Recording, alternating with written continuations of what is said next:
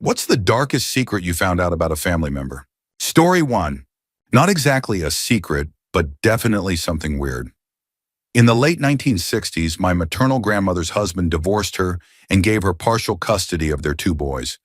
During one of the visits, she took off with the kids and moved them from North Dakota to California. Her entire family was Seventh-day Adventist, which is a tight-knit community. So when she moved to California, she found an area with a strong Seventh-day Adventist presence, knowing that the community would protect her from the authorities. It's important to note that her ex-husband had not been accused of any abuse. She was just angry that she didn't get full custody. This situation lasted from about 1968 to 1971. Eventually, she had a falling out with either her adopted mother or her cousin, and they contacted her ex-husband, who came and took the kids. My grandmother did not receive jail time for the kidnapping, but was not allowed to see the boys again. As far as I know, she hasn't seen either of them since 1971. Later on, the Seventh-day Adventist Church paired her with another parishioner who became my grandfather. Neither my mom nor my aunts have ever met their half-brothers. Edit. This wasn't exactly a family secret, just something that wasn't talked about much. In fact, she kept talking about them obsessively right into her old age. According to my mom, she had a framed picture of the boys walking away from her. The story behind the picture is that they didn't like living with her, and when their dad came for them, they walked away without looking back, not even for the photo. Story 2. My dad's friend committed suicide by shooting himself in the head in front of my dad and some other friends when he was just 15 years old. They were all hanging out at the friend's house, having a good time, when the friend went upstairs, grabbed his father's pistol, and came back down, calling for everyone's attention. Then he put the gun to his head, squeezed the trigger, and collapsed behind a couch. At first, they thought it was some kind of sick joke until they looked over the couch and saw his body in the blood. I first heard this story from my mom when I was 18, which explains some of my dad's behavior toward toy guns when I was a kid. I never brought it up to him, just hoping that one day he would open up to me about it. Eventually he did, but we haven't talked about it since. It's incredible how my dad turned out to be such a great man after experiencing something so traumatic at such a young age. However, according to him, it's something that never really left him. He still has nightmares about it and gets really uneasy when movies or TV shows depict someone getting shot in the head. Story 3. I'm not sure if this would be considered a family secret since my mom grew up in a small town where everyone probably knew about it, but here it goes. I've mentioned before that my great-grandma died when my grandma was 4, and her father remarried a woman who already had kids of her own. My step-great-grandma used to beat my grandma and her siblings horribly as soon as their father left the house. She would lock them in the basement all day and treat them terribly.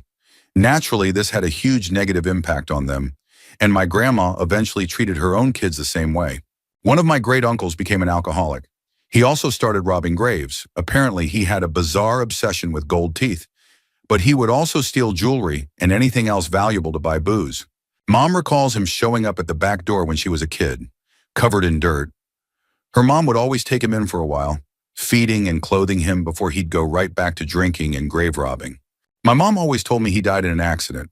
However, a few years ago, one of my uncles revealed that he actually died when someone found him passed out on a front lawn. The police were called, and when they tried to arrest him, he woke up and resisted. In the ensuing struggle, the cops killed him. Story 4. My brother and I were just kids, 7 and 3 years old, when it happened. We were taking a bath with our mom when we heard a massive bang coming from the living room where my dad was watching TV. We both started crying immediately, and my mom rushed out to see what had happened. She came back quickly, tears streaming down her face, and told us not to worry. She said, "Everything is fine. Your dad accidentally fired his gun because he thought there was a burglar." Being so young and naive, we believed her without question. When we got out of the bath, we went to see my dad, who was still alive and sitting there. He gave us a big, unexpected hug and reassured us that he had just thought someone was breaking in. He even showed us the bullet hole in the sofa, the chip in the floor tile where the bullet hit, and the squashed bullet itself. It wasn't until much later that I remembered this incident and realized what had actually happened. My dad had planned to shoot himself on the sofa that day, but must have pulled the gun away from his head at the last second, firing into the sofa instead. My mom, understanding what he had tried to do, came up with a quick story to keep us calm. Looking back, it also explains the huge hug my dad gave us afterward.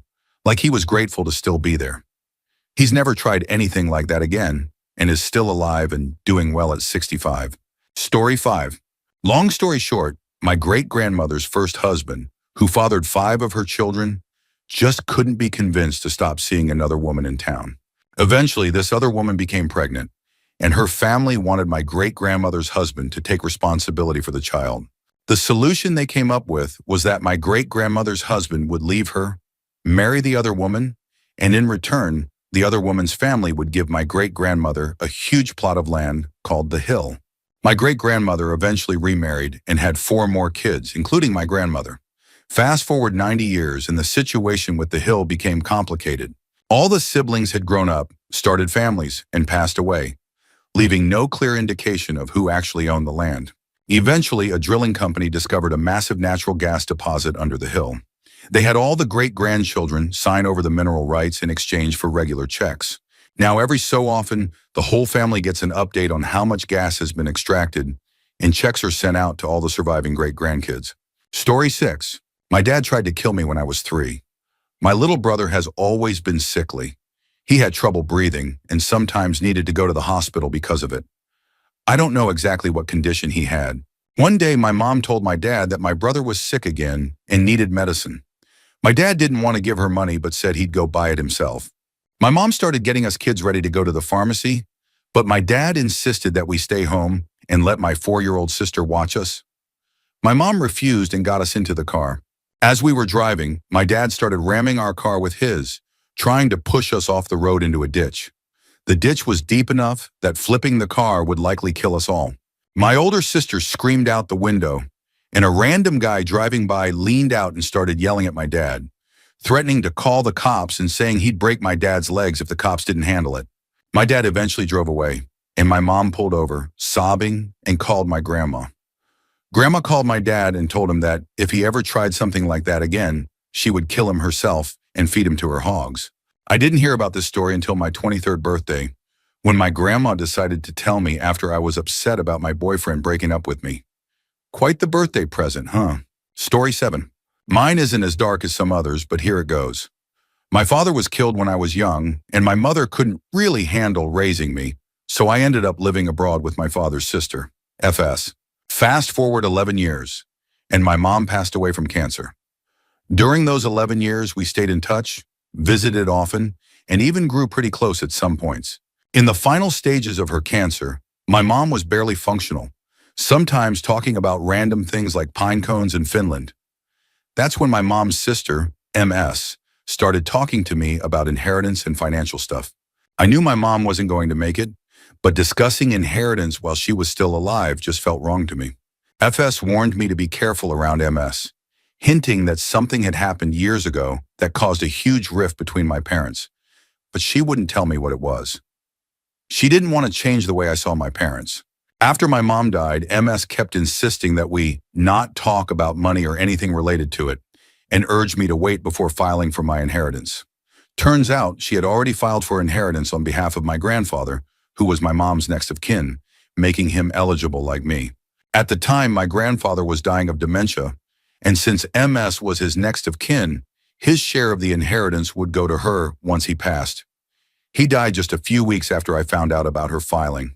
Every time MS contacted me after that, it was always to ask for information that would help her claim a portion of my parents' inheritance. I had to get a lawyer involved since I was living in another country and couldn't be there in person. The whole situation just made me realize how money can corrupt anyone. I finally asked FS about the secret because I needed to know who I was dealing with. That's when she told me the truth. MS and my dad had gotten drunk one day and slept together while my mom and I were home. They even had an affair for a while. I can't entirely blame MS because it takes two to have an affair, but it definitely changed how I see her, especially after everything else that's happened. Story 8. There are a few stories I can remember, so here's one. Back in the 1950s or 60s, there was a family member, I think it was my grandmother's cousin, who was in his 20s at the time. One day he took his dad's car out for a drive and ended up crashing it, dying instantly on impact. The tragic part is that he didn't know his dad had been working on the car and had disconnected the brakes. Then there's my own story. When I was about 5, my mother kidnapped me from my father. She and her friends abused and neglected me pretty badly. When I was 7, my dad won full custody. At first, he was a good father, but as I got older, he became more and more verbally abusive. It wasn't until I was a teenager that I found out my mom had another child with a different man before she met my dad. She abused that child too, forcing him to eat dog food from pet bowls on the floor. He was eventually taken away from her. I also learned that my dad hadn't really wanted to be a parent in the first place. My mom had intentionally stopped using birth control because she wanted a reason not to work anymore. My dad would come home after a long day and find that my mom hadn't fed me, changed me, or cleaned up, despite being a stay-at-home mom.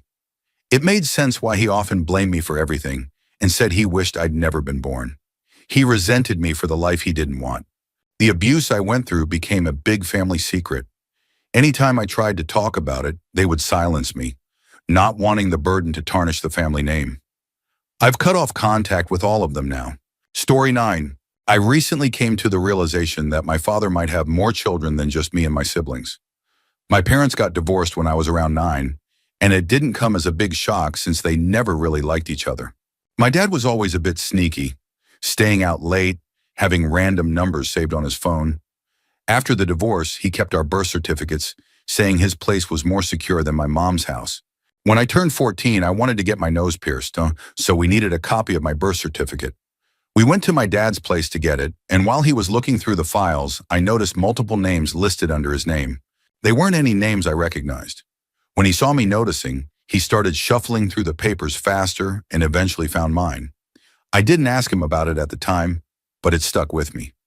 I distinctly remember seeing names like Marissa and John.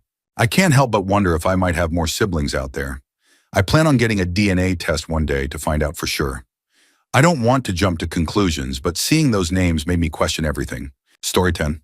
It all started when my uncle, who had been diagnosed with stage 4 lymphoma, pleaded with me to take him out of his hospital bed. He wanted to go home. He was desperate. I loved him dearly, but 3 weeks later, he passed away without saying another word to me or anyone else. After he died, my mom and I were clearing out his room when she found a lockbox. It had a note on it that instructed whoever found it to throw it away. My mom, curious despite the warning, decided to open it. Inside, she discovered his secret. My uncle was gay. The box contained gay travel books and photos of him alone at various places he had visited across the country. It's one of the saddest things I've ever experienced. My uncle had lived his whole life as a bachelor, hiding one of the truest parts of himself. To think he felt the need to lock away his identity in a tiny box breaks my heart. I can't forget the frantic look in his eyes when he begged me to take him out of the hospital. I think he wanted to get rid of that box, the shame he had been living with for so long. It's just so incredibly sad. My heart goes out to everyone in the LGBTQ+ community. No one should ever have to hide who they truly are. Story 11. My dad had a mistress and a daughter with her. She was born about 3 years after I was. That alone might not sound too strange, but the way I found out makes it a whole different story. Growing up, my home life wasn't great, and as soon as I turned 18, I left without looking back, especially when it came to my dad. I joined the military, got my life together, and didn't keep in touch. My dad passed away while I was in the service, but I didn't go to the funeral. After I got out, I enrolled at a university in my home state. While studying physics, I met a girl named Mary in my study group. We hit it off right away. We had so much in common, and we were both somewhat estranged from our families. We dated for almost 2 years, lived together, had a lot of great times, and even talked about getting married. Eventually, though, we broke up and went our separate ways. Years later, I tried to reconnect with my mom a few times, but she was always bitter and toxic. After her stroke, her mind was gone. She would mistake me for her boyfriend and think she was back in high school. I couldn't really talk to her anymore. Fast forward to recently when I took a 23andMe DNA test. The results showed that I had a half-sister. We shared the same father. When I looked at her profile picture, I froze. It was Mary. She must have gotten the notification too because she reached out through the site. When we talked on the phone, she explained that she never knew who her dad was, only that he sent her mom money occasionally. I told her she hadn't missed much. We both agreed that we should never talk to our families about our past relationship. If anyone asked, we'd just say we were friends from college. I'm not on social media, so that helps keep things quiet. We've only talked a few times since then, but I'm honestly not sure what to do next, if anything. It's just one of those things that makes you question everything you thought you knew. Story 12. I've recently discovered some unsettling things about my grandparents on my mother's side. I am about 90% sure that they might have killed and eaten people. Back in the 1950s, my grandparents decided to elope and ran away into the jungle. They built their own house, almost Robinson Crusoe style. My mom was born in that house, delivered by my grandfather. As you can imagine, they are incredibly tough, resilient, and self-reliant people. I've heard stories about a group of bandits who were terrorizing nearby villages at the time. Apparently, they may have stumbled across my grandparents' house and even kidnapped my mom when she was an infant. My mom doesn't remember it, and my grandparents have only hinted at it. Supposedly, my grandparents hunted down the bandits, killed most, if not all of them, and then, well, they might have salvaged their meat since finding food in the jungle can be difficult. When I visited my grandparents as a kid, they would always warn me never to go near a particular mound near their house. Even now, when I ask about it, they just say, "You can dig it up and see for yourself after we die." I have a feeling I'd find the bones of the people they killed and possibly ate. There's more to this story. I was born in the same country as my father, but when I was about 4, my parents left in a hurry to go to my mom's country of birth, taking nothing with them. My father cut off contact with his side of the family completely and never talks about it. Based on hints from my mom and grandparents, I think my father might have told his family about what my grandparents did, and they told him to leave my mom and me. He refused and ended up essentially being banished. Of course, all of this is just speculation. Maybe they're just messing with me.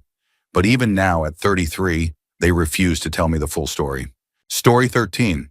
A long time ago, I found out that mental illness runs in my family, specifically the kind that causes hallucinations, paranoia, forgetfulness, and violent behavior. My aunt has it pretty bad. More recently, I learned that my grandmother used to keep her locked in her room every day, treating her terribly, basically making her the house slave. Whenever my aunt managed to get out, she would go do drugs, drink, or get pregnant. This all happened when she was between 14 and 17. Eventually, she was diagnosed and placed in an asylum from the 60s until the mid-70s. After she was released, properly medicated, she was put on disability and has been monitored ever since. But my mom later found out that during her time in the asylum, my aunt had been raped multiple times by staff members. She couldn't coherently defend herself or tell anyone because of her mental state. Since then, my aunt has been living in a kind of halfway house for people with similar conditions and is under the guardianship of my mom and another aunt. It's heartbreaking to know how she was treated both by our family and by the people who were supposed to take care of her. Story 14. I recently found out that my great-grandpa killed my great-grandma. I never met him since he died before I was born, but throughout my life I heard nothing but good things about him. My mom would always say he was caring and calm. One day I learned that he used to beat my great-grandma sometimes. The most shocking part came when I found out that during a particularly drunken fight, he shot and killed her. What's even more disturbing is that no one in the family called the police or did anything about it. They just kind of hid it, and he never went to jail. I understand that this was many decades ago, and that attitudes were different back then, unfortunately in a way that often excused men beating their wives. Still, it was a shock considering how everyone in the family always spoke about him with such admiration. My mom told me that he regretted it for the rest of his life and would constantly talk about how much he missed her. But still, it's hard to reconcile the image of this kind, gentle man they painted for me with the reality of what he actually did. Story 15. Growing up, I was always bullied for having a big family. People at school would call me a traveler all the time, but I never really understood why. I just assumed it was a typical Irish thing to have a large family. That changed in 2019 when I discovered the horrifying truth. Most of my family members are actually children of rape, and my granddad was a serial rapist. Looking back, I always felt that something was off about my family. My grandparents are wealthy, millionaires even, and they would constantly give money to their children for various reasons. Many of my relatives struggle with mental health issues, alcoholism, and other problems, and my granddad would pay for therapy, rehab, and anything else they needed. I always thought it was strange since most of them were well off enough to cover the costs themselves. It turns out that money was hush money. I am the first child out of 30 grandkids who was not raped by him. Of course, I didn't know this at the time. I just remember that every Christmas, the oldest grandchild would be given my granddad's debit card, and all the grandkids could buy whatever they wanted. I thought it was just a generous Christmas tradition, but again, it was actually hush money. In 2019, the truth finally came out. After years without any reported cases, everyone assumed the abuse was over. But then it started happening again, this time to the younger children. That was the breaking point. My family couldn't stay silent anymore, especially with the little ones in danger. They finally took action, not willing to let the cycle continue. It's been 2 years since everything was revealed. More victims have come forward, including some people we didn't even know had been affected. It's overwhelming to process, but at the same time, it's a relief to finally know the truth and begin to address the damage. Story 16. My great-grandfather liberated my great-grandmother from the Birkenau concentration camp in 1945. He took her back to Edinburgh, where they got married and had my granddad. Growing up, my granddad idolized his father. He always believed he was just a hard-working man who provided for his family by working at the docks in Leith. My granddad spent his entire youth and young adulthood looking up to his father, seeing him as a role model and a pillar of strength. That image shattered on my great-grandfather's deathbed. In his final moments, my great-granddad confessed to my granddad that he wasn't just a dock worker. He revealed that he had been a gangster for years, robbing, killing, and leading a prominent gang in Leith. It was his way of clearing his conscience before he died, but it completely destroyed my granddad's perception of him. To make matters worse, it turned out that many people already knew the truth, except for my granddad. As if that wasn't enough, my great-granddad also admitted to brutally abusing my great-grandmother throughout their entire marriage. The revelation shook the entire family to the core. It was something no one ever spoke about again, and I only learned about it a couple of years ago. The story left me stunned. To think that the man my granddad looked up to for so long was secretly a violent criminal and an abusive husband. It's heartbreaking and difficult to process. Story 17. My dad is originally from Korea, and his mother never told him who his father was. When she remarried an American soldier, they moved to the United States. My grandmother passed away last year, and shortly after, my dad received a call from his uncle back in Korea. The uncle told my dad that he needed to come back and visit the family. He said he had a picture of my dad's father and was finally ready to reveal his identity. However, he made it clear that he wouldn't do it over the phone, only in person.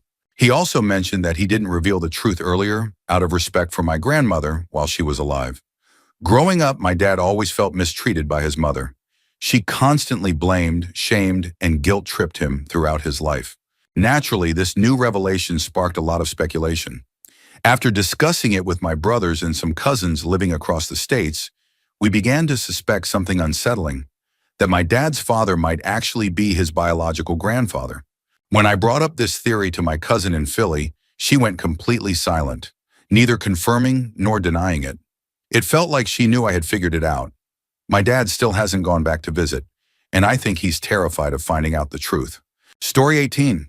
Growing up, I always knew I had an older sister. My mom would often talk about her fondly, and she even had a tattoo with all her children's initials, including hers. I was always told that my mom had been very young when she gave birth and couldn't provide for her, so adoption was the best option. Later on, I found out the disturbing truth. My mom was just 13 at the time, and she had been in a relationship with a 25-year-old man. She kept the pregnancy a secret until the final trimester. When my grandmother found out, she demanded that my mom get an abortion, but it was too late. So my grandmother gave her an ultimatum: either give up the baby or end up on the streets with a newborn and nowhere to go. My grandmother then went to my sister's father, threatening him with prison if he didn't sign away his parental rights. Once that was settled, she arranged for the adoption. One of her co-workers, who was struggling to conceive, expressed interest. My grandmother convinced my mom that giving up the baby would provide her with a better life. Reluctantly, my mom agreed, under the conditions that my sister be named Elle and that there would be regular updates and possible visits. But that's not all. About a year after the adoption, my grandmother told the co-worker that my mom never wanted to hear from them again, cutting off all contact. We later found out that she didn't even pass along the chosen name, though by coincidence my sister was given the same name anyway. Ironically, my grandmother continued working with that co-worker for another decade. I finally found my sister on my 21st birthday. It turned out we had lived in the same town for years, shared many mutual friends, and had even run into each other once without realizing it. Unfortunately, her life had been rough, and my mom couldn't accept the person she had become. She refuses to spend time with her or her kids. Before my grandmother passed away, I drove her to chemo one day, and she admitted that her biggest regret was not catching on sooner and forcing my mom to go through with the abortion. It was a shocking confession and left me wondering how different things might have been if my grandmother hadn't interfered in the way she did. Story 19. On my father's 18th birthday, his parents sat him down for a talk. Without any attempt to soften the blow, they bluntly told him that he was adopted. At first, he didn't believe them, so his mother pulled out his birth certificate for the first time. To his shock, another woman's name was listed as the birth mother, and the father's name was simply marked as R.A.P.E. His parents explained that they didn't know much about his biological mother, but what they had been told was that she was a very young girl who became pregnant after being raped and had given my father up at birth. Then came the second shock. His mom, the woman who had raised him, was actually his third mother. His much older sister was the one who originally adopted him. She thought having a baby would be fun, but after a few months the novelty wore off, and she decided motherhood wasn't for her. When her parents found out she was planning to return my father to the orphanage, they were furious. They felt that giving him back would embarrass the family. So instead of allowing her to return him to the state, they took him in themselves. From that point on, his sister became his mother, and his biological mother became his sister. Understandably, my father was completely shocked and overwhelmed by the revelations. He remembered just sitting there, frozen and speechless. Then, as if the news wasn't enough, his parents told him that now that he was 18, he should probably move out. Story 20. My story might not seem as intense as some others, but it's still something that deeply affected me. I recently found out that my entire immediate family was in on a plot devised by my mother to have me institutionalized, essentially put away in a mental institution forever. The way I found out was almost surreal. One of them accidentally copied me on an email thread that outlined their detailed plan. The whole thing was meticulously documented, revealing how they intended to present me as mentally unfit. To give some context, I do have epilepsy, but it's well controlled. Even for those who can't manage their epilepsy, there's absolutely no reason to institutionalize someone or take away their basic rights. I also have a son, and it became clear that my mother's ultimate goal was to remove him from my care. After discovering their plan, I thought about getting temporary restraining orders, TROS, against them. But how do you do that against your whole family? Instead, I opted for a long, stern conversation with them, confronting them about what they had planned. A few months later, a police officer knocked on my door. He said they had received a report of improper care of my son. I invited him in, and it was obvious to him that everything was fine. Although he couldn't officially say who the reporting party was, I guessed it was my mother. I explained that she lives far away and sometimes experiences forgetfulness and control issues, often in bizarre and harmful ways. Eventually, the officer confirmed that it was indeed her who made the report, and I haven't had any more problems since. That was years ago, and thankfully, things have been quiet since then. I don't know how far their plans would have gone, but it's terrifying to think how easily someone could try to manipulate a situation to make you seem unfit, especially when it's your own family. Story 21. My story is actually about my own name. I'm named after my father, which has always been confusing for things like insurance, loans, and bank documents since we constantly got mixed up. I was born extremely premature at 24 weeks back in 1987. When I was delivered, the doctor told my mom I had less than a 10% chance of survival. He coldly explained, either we bury the child with the father's name or without a name. We need to save room in the NICU for babies that have a chance to live. Back then, they didn't have the advanced technology that exists today. Not even baby ventilators that wouldn't damage my tiny lungs. The doctors had to manually modify machines to keep me alive, and those efforts actually helped pave the way for some of the neonatal technology they have now. My mom couldn't stand that doctor. As soon as I was stable enough, she had me transferred to another hospital because she couldn't bear looking at him during rounds. I ended up staying in the NICU for around 6 to 7 months. The nurses who took care of me during that time gave me a nickname, and I've used that name for most of my life.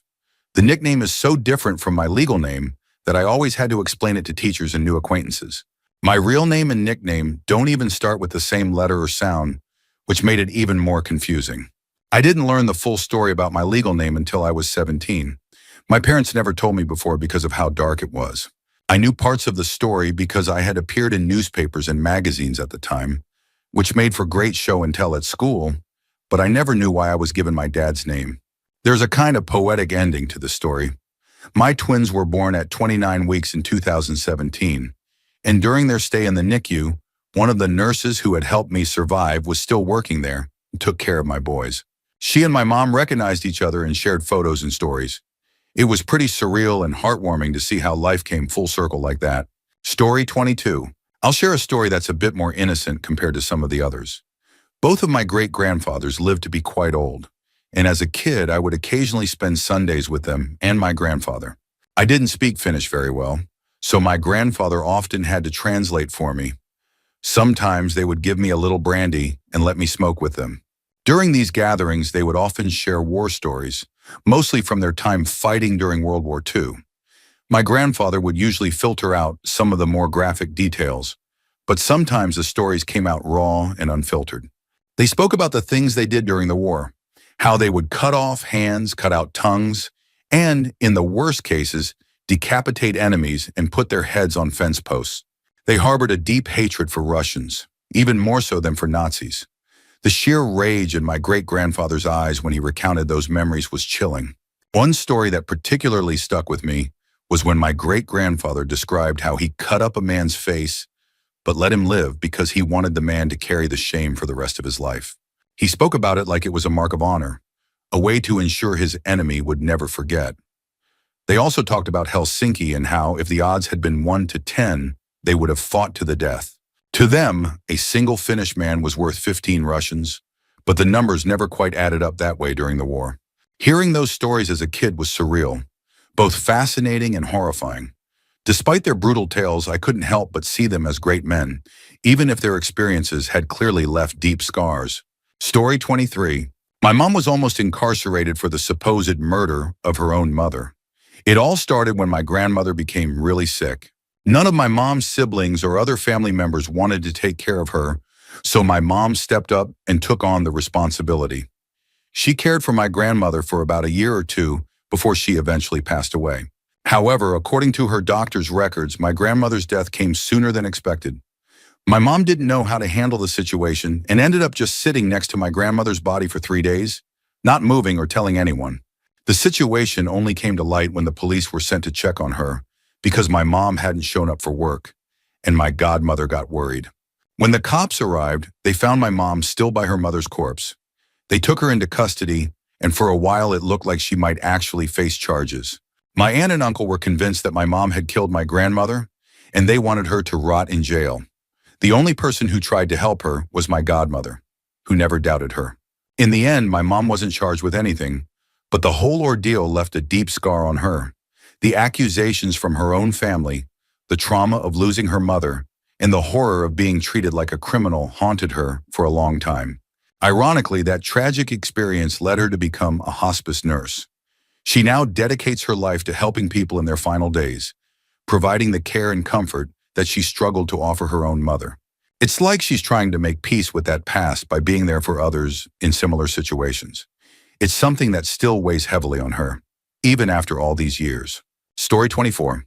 I met my grandpa for the first time last year, and he didn't hold back on sharing his past. He spilled everything, and honestly, it was way more intense than I expected. He told me that before he met my grandmother, he dropped out of school in the 6th grade. For some reason, he forgot how to read after that and ended up working for landscapers and doing labor jobs until he turned 18. When he tried to join the army, he was rejected, and that really crushed him. Out of frustration, he decided to leave and ran off to New York City. To make money, he played guitar on the streets. One night, he went to a strip club, got drunk with some locals, and ended up in a bar fight. Things escalated when one guy pulled a gun and threatened him. When the guy turned around, my grandpa reacted by hitting him over the head with a beer bottle. Grandpa doesn't remember much after that because he blacked out. When he finally woke up, he was in a hospital bed, coming out of a coma that lasted 3 weeks. The local police greeted him. informing him that the man he hit with the beer bottle had died. My grandpa was charged with murder and sentenced to life in prison. However, after spending 3 months in jail, the case was reopened, and further investigation revealed new evidence. They ultimately concluded that my grandpa hadn't committed murder, and he was released. Despite all that chaos in his youth, one of the most surprising things he told me was that he didn't learn to read until he was around 70 years old. Hearing all this from him was surreal, and it made me see him in a completely different light. He's been through a lot, and it's hard to believe that this quiet, elderly man had such a wild and tumultuous past. Story 25. My grandfather on my mom's side was not a good person. My mom shared her story with me about him, and it left a lasting impact on how I see him.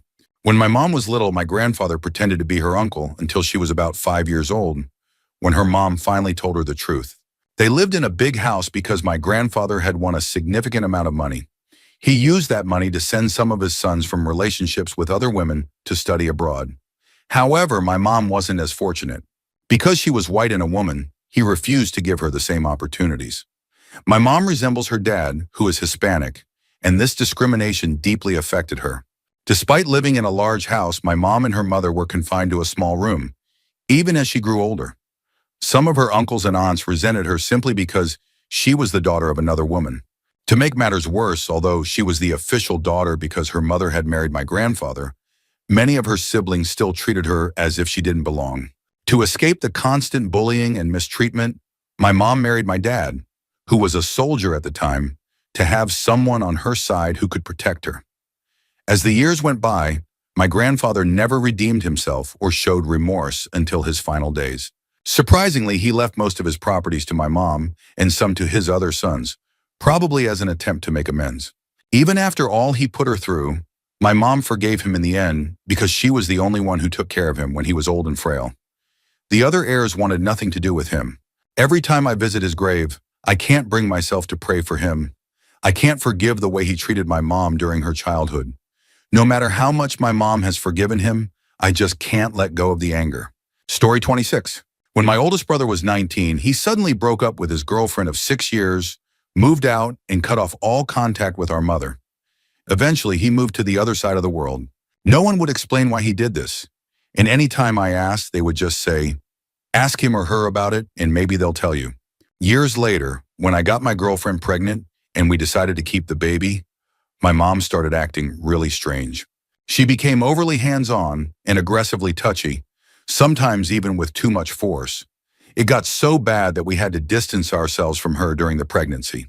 When my brother found out that my girlfriend was pregnant, he reached out to me for the first time in years. His message was simple but chilling. Do not let her near your girlfriend. Later on, my mom tried to convince me to leave my pregnant girlfriend, telling me I should focus on my education. I had dropped out of college to get a job and support my new family. When I confronted her about it, she tried to laugh it off as a joke, but something didn't feel right.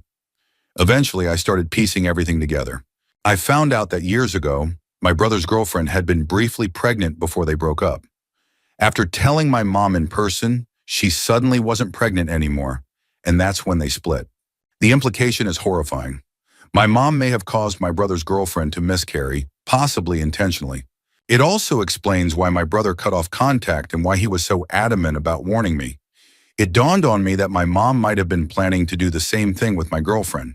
Learning this shattered my perception of my mom. I realized that my brother had been protecting me by distancing himself and warning me.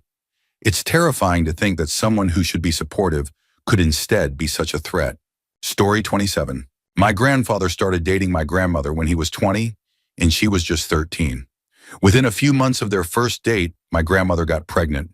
However, her family kept the pregnancy a secret from my grandfather. One day when he came to pick her up for a date, they informed him that she had been sent to live with cousins far away. My grandfather didn't put two and two together and got angry at her for not telling him she was leaving. In his frustration, he decided not to bother contacting her. Unbeknownst to him, one of her cousins adopted the baby. About a year later, my grandfather joined the army and was stationed outside the continental U.S. during World War II. Meanwhile, my grandmother moved back home with her parents and started writing letters to him. Eventually, they got back together, and as soon as the war ended, they got married. By that time, my grandmother was 17, and my grandfather was 24. They went on to have 2 daughters. As far as I can tell, my grandfather never knew about that first baby. My grandmother passed away in 1996, but my grandfather lived to be 92, and he never gave any hint that he knew what had actually happened. I seemed to be the only person in the family who figured out the truth. At one point, I tried to tell my mom about it, but she refused to listen. She didn't want to acknowledge that her parents might have had a more complicated past than the perfect image she held of them. Story 28. This story is about my husband's grandfather, whom both he and our son are named after. The official family story is that he died when a drunk driver hit him, and that's why my husband's grandmother was always so bitter. Everyone kept up the image of what a wonderful father and person he was, and even his grandmother, who had kicked him out the day she found out about his affair, never spoke ill of him to her grandchildren. However, I've pieced together a more complicated version of the truth from family friends and acquaintances in our small town. It turns out that he was visiting his mistress the night he was killed. His death may have saved my husband's grandmother from a divorce, as she ended up keeping everything: the house, the property, and the business his parents had started. Even after he was gone, his grandmother remained bitter and miserable. I'm not sure if it was from heartbreak or the lack of closure, but it seemed to weigh on her for the rest of her life. The most surprising part was how the whole family maintained the illusion of him being an amazing person, even though most people in town knew the truth. I had suspected something was off since about 2 years into my relationship with my husband, but I didn't feel it was my place to bring it up. Plus, the man had died a decade before my husband was born, so I figured it didn't really matter to our lives. Ironically, the truth only came out after my husband's mother had a string of affairs herself. In an attempt to make herself look better, she let it slip to my brother-in-law. It's incredibly sad because the whole family is so obsessed with maintaining a good image, but they're genuinely unhappy and wonder why we distanced ourselves from the drama and lies. I can't help but think that if the family had just been honest about the past from the start, age-appropriate and truthful, it would have saved my husband a lot of confusion and disappointment. Instead, he grew up with a false image that eventually shattered, leaving him feeling hurt and betrayed. It's a stark reminder that trying to preserve a perfect family illusion can end up doing more harm than good. Story 29. I'm a junior, meaning I have the exact same 3 names as my dad.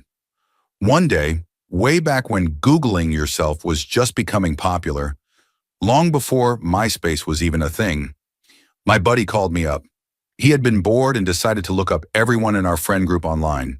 He told me he found something strange, a website that said, "The disgraces junior father looking for." Apparently, it turned out that my dad had a child with a woman who was working as a lady of the evening while he was in the Navy. My dad had no idea. To make things more awkward, she was only a few days younger than my oldest sister. At the time, my dad wasn't in a good place. He had just gone through a divorce and wasn't in the right frame of mind to reach out. A little while later, I got a message on MySpace from an international family finding service. I just forwarded the message to him. A few years passed, and by that time, my dad had remarried and was in a more stable place. Eventually, he did reach out. They've met a few times. They talk regularly and keep in touch despite the long distance. She's a nurse and has a daughter, and from what I gather, they have a pretty decent relationship now. It's not really a dark secret, but more of a surprising family twist that actually turned out well in the end. Sometimes life can throw unexpected surprises your way, and in this case, it led to something positive. A new family connection and a bit of closure. Story 30.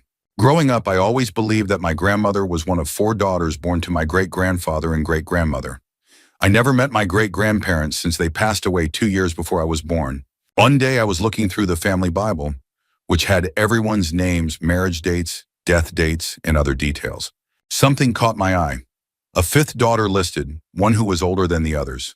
Curious, I asked my grandmother about it, and she explained the story. Apparently, my great-grandfather had been married before he met my great-grandmother. He married his first wife when he was about 20 and had a daughter a year later. Unfortunately, his first wife cheated on him with a wealthy man, took their daughter, and left him to be with the rich guy. It broke his heart. 17 years later, the daughter came back and started living with my great-grandfather again.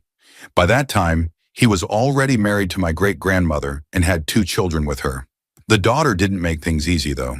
She constantly complained about money, criticized everyone, and treated them like peasants because they didn't live up to her standards. Eventually, she left the house to marry another rich guy and was never seen or heard from again. I felt bad for my great-grandpa, losing both his wife and daughter just because they chased wealth. I have no idea if that great aunt is still alive. She would be around 99 now. But it makes me wonder if I have long-lost cousins out there. While looking through the Bible, I also learned that my great-grandpa was technically a junior. He dropped the title because he despised his father, who had abandoned his family to be with his mistress and start another family. Years later, when my great-grandpa was in his 20s, his father tried to reconnect, flaunting his wealth. My great-grandpa, disgusted by the showboating and remembering the hardships he faced growing up, told him off and refused to ever see him again. It's strange how family history can hold so many unexpected and painful stories.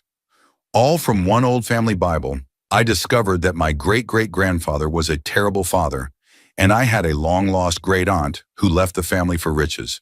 Story 31. My aunt on my dad's side recently found out that she had a different father from her siblings. There are 5 sisters and my dad. They all grew up thinking they had the same mom and dad, except for her. It turns out that she was adopted as a baby. Her biological mother had an affair with my grandpa, and when she got pregnant, my grandpa left the bio mom to be with my grandma. My grandma, wanting to raise the baby since she was the product of her husband, convinced the bio mom to sign over her rights. The bio mom agreed because, apparently, she didn't want the baby if she couldn't have my grandpa. My aunt didn't find out any of this until my grandma was on her deathbed. No one had ever talked about it before, and the revelation shocked her. But that's not the only surprise. My grandpa also had an affair with an older woman who ended up having a son. None of my aunts or my dad knew about this half-brother for 35 years. Eventually, they found out that the half-brother had already passed away, but he had a son. The twist? That son turned out to be my dad's boss. They only discovered their relation because of a DNA test through 23andMe. My cousin took the test and so did my dad's boss. When my cousin checked the people you're related to section, he saw my dad's boss listed. That's when they connected the dots. Now, my dad's boss is technically his nephew. It's a small world, and it's crazy how family secrets can unravel through something as simple as a DNA test. What started as a work relationship turned into a surprising family connection. Story 32. My college professor uncle always gave me an uneasy feeling. I never liked being alone with him, even though he was well liked by his students and peers. Some of his Rate My Professor's reviews even mentioned that he was attractive, despite being a balding man in his 40s. One day I was chosen to deliver a birthday gift to him since I happened to be attending the same college where he taught. I knocked on his office door, and he called out that it was unlocked, so I went in. Immediately, I noticed how cold the room was. I couldn't stop shivering. My uncle was engrossed in something on his computer and barely acknowledged me. Then he gestured for me to come over to his desk, saying, "Come here and take a look at this." What I saw on his computer screen left me speechless. It was a list of questions. Dark family secrets, worst advice you've been given, job interview questions, dozens of common Reddit topics. My uncle looked at me with a sly grin and whispered, "Nobody knows this, but I post the exact same questions on Ask Reddit every single week, and I get away with it. There's basically no moderation for these common questions, so it's easy karma farming. Then I just sell the account to an astroturfer and move on to the next one." I couldn't believe what I was hearing. My heart raced, and I knew I had to get out of there. I ran out of his office without looking back. I decided to be honest about what I had seen, even though I couldn't really prove it. Word spread around the college, and although nothing official came of it, people stopped trusting him. His reputation took a hit, and his classes that used to have long waiting lists were no longer full. I still hope one day he'll get caught red-handed and justice will be served. Story 33. I recently discovered that my wealthy grandfather was one of the earliest major donors to dark money schemes in the United States back in 1996. He worked alongside the Koch brothers and others to set up shell companies that funneled money into 26 senatorial races. His efforts, along with a few others, became the pilot cases for right-wing dark money schemes that would go on to pour billions into the political campaign finance machine. One notable example was his support for Senator Sam Brownback of Kansas, who would later be notorious for devastating the state's economy. My grandfather was one of Brownback's first donors and backroom supporters. To this day, no one else in my family knows about this except me my grandfather, and one cousin I confided in. I confronted my grandfather once, hoping he would express some kind of regret or acknowledgement of the damage he helped cause. Instead, he just shrugged it off, acting like it was no big deal. He didn't even care about the $25,000 fine he had to pay the Federal Elections Committee. He couldn't see, or wouldn't admit, how his actions contributed to the chaotic political landscape and the disenfranchisement of those without his level of access and wealth. It's unsettling to think about how someone I've known my whole life played a role in shaping the political turmoil we see today, and how he remains so indifferent to the consequences of his actions. Story 34. Maybe not the darkest story, but my family's definitely messed up, and I've got a few things to share. My dad's side of the family has always been strange. I'm the only one who's really done something with my life.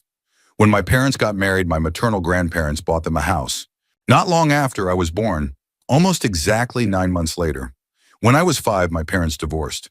My paternal grandfather told my dad he should move back to California because he had nothing to keep him here.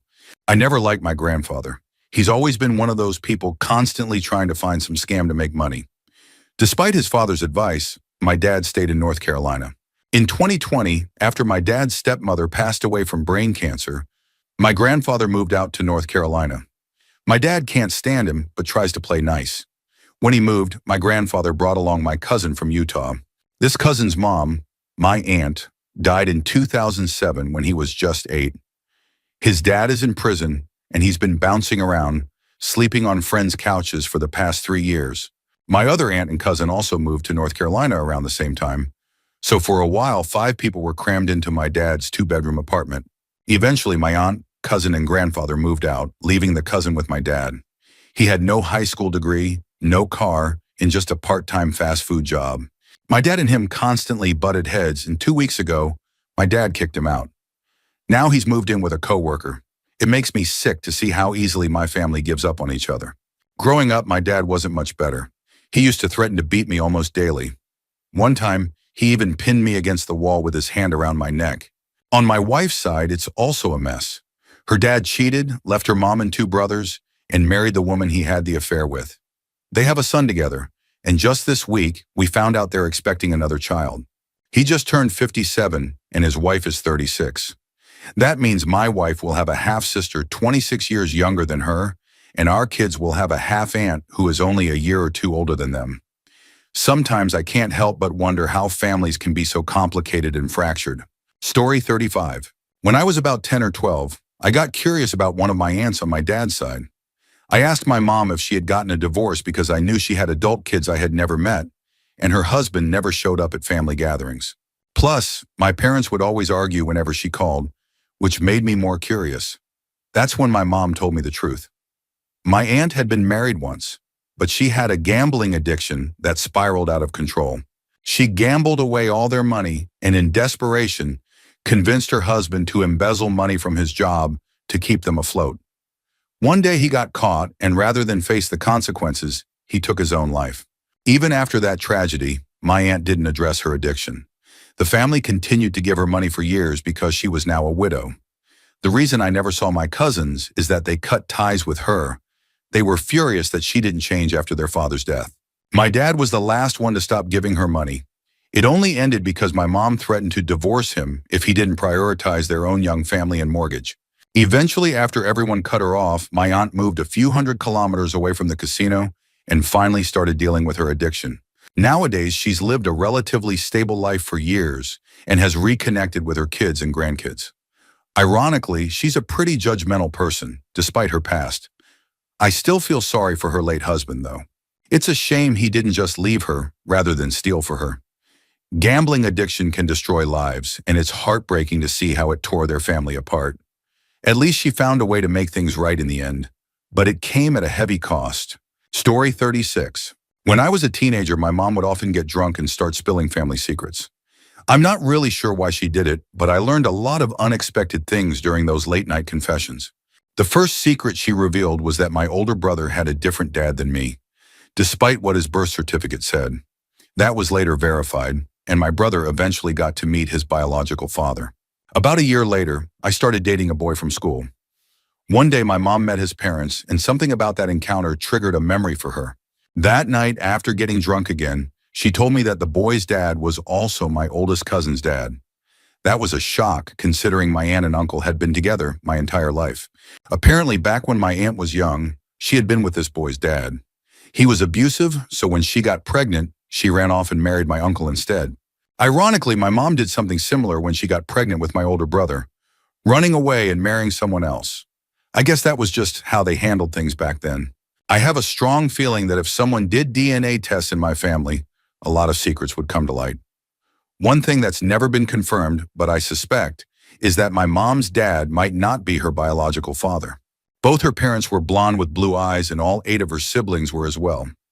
My mom, on the other hand, has black hair and brown eyes. I guess my family has always had more hidden layers than I thought. Story 37. When I was a kid in the early 90s, my brother and I were told that our uncle and 2 baby cousins had died in a car crash. It was devastating because they were the closest family we had, and we looked forward to watching our cousins grow up. Fast forward to 2015, I'm married and had just bought our first house. One day I got curious about where my cousins were buried, so I started Googling their names. That's when I stumbled upon an article about a murder-suicide, specifically fratricide. Confused, I kept reading, and near the end, it listed my uncle and 2 cousins as an example. It turns out that my uncle hadn't died in a car crash. He was going through a divorce, and my aunt was going to take full custody of the kids. My uncle decided that if he couldn't have his kids, nobody could. So he smothered them with a pillow and then shot himself. My mom kept this secret from us for over 20 years. When I called to tell her I found out, I made sure to explain that I wasn't angry. I understood why she didn't tell us. Her parents had asked her to keep it quiet until they had passed. My brother and I agreed to stay silent to respect their wishes. My grandpa passed a few years ago, and my grandma is now in a nursing home. I've shared the truth with a few close friends, but it's tough to live with it quietly. It's a painful reality that completely changed my perception of what really happened. Story 38. This story isn't really dark, but it was a bit of a family secret. My oldest son isn't my biological child. He has a younger sister and a younger brother, both of whom are mine and my wife's. He knows who his biological father is, but the guy's a drug addict and hasn't been around at all. The younger sister kind of knew about it, but the youngest brother had no clue. We never intentionally hid it, we just never made a big deal about it. I legally adopted my oldest son when he was 10, and he took my last name like the rest of us. Fast forward to all 3 kids being in college at the same time. They are 5 years apart from oldest to youngest. The oldest son's girlfriend knew about his birth father and decided to tell a girl in class. That girl happened to be seeing my youngest son, so she immediately went to him and dropped the bombshell that he and his brother weren't really brothers. My youngest was shocked and confused, so I drove down to see him right away to make sure he was okay. When I got there, he looked at me and asked, "Am I adopted?" Mind you, he's named after me, looks just like me, and yet his first thought was that he was the adopted one. After I straightened it all out, he just shrugged and said, "I don't care. He's still my brother, no matter what." That was honestly one of the most heartwarming things I've ever heard. Despite the confusion, they are as close as brothers can be, and that bond hasn't changed one bit. Story 39.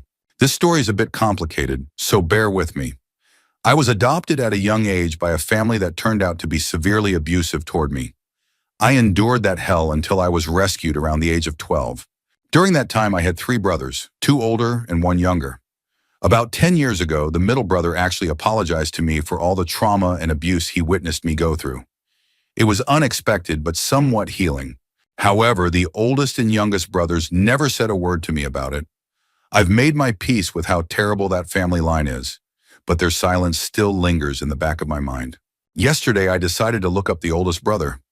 I like to keep tabs on them just to make sure they aren't living too close to me. That's when I stumbled upon a massive news article from another state. The headline hit me like a punch to the gut. The oldest brother had abused 2 of his supposed 7 kids in the same horrific way I was abused for nearly 12 years. I was overwhelmed with fury and heartbreak for those poor girls. I couldn't believe that after everything I had gone through, he went on to inflict the same pain on his own children. I was also furious at their mother for standing by and doing nothing. Part of me wanted to drive straight to him and punch him in the throat until he couldn't move anymore. The article mentioned that all of this happened in 2018 and that the trial took place in 2020. I haven't had the chance to look up what came of it, but the rage inside me hasn't stopped boiling since I found out. It's soul-crushing to know that the cycle of abuse didn't end with me. After surviving it myself, the thought that his own kids went through the same hell makes me feel sick.